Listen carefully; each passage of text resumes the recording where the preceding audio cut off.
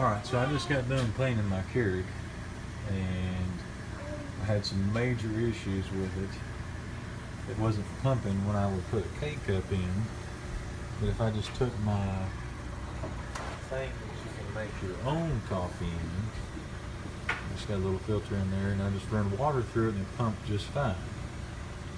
So I watched some videos on YouTube, and I would take the reservoir out.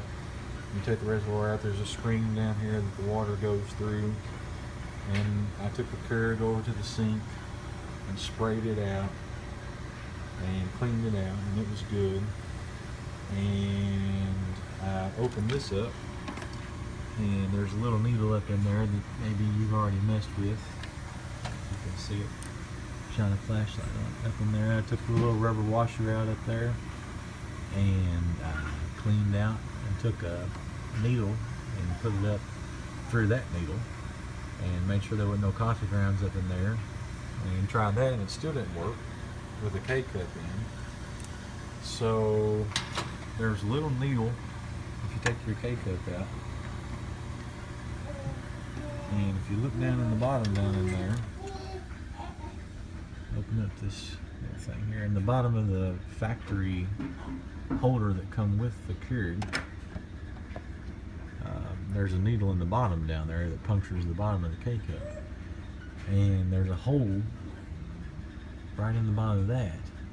And if I took my needle and I flushed out that hole the same way I did the top up there, and lo and behold, as soon as I've done that, I can now again make a cup of coffee. And right before I'd done all of this stuff, I've been working on this thing for like an hour.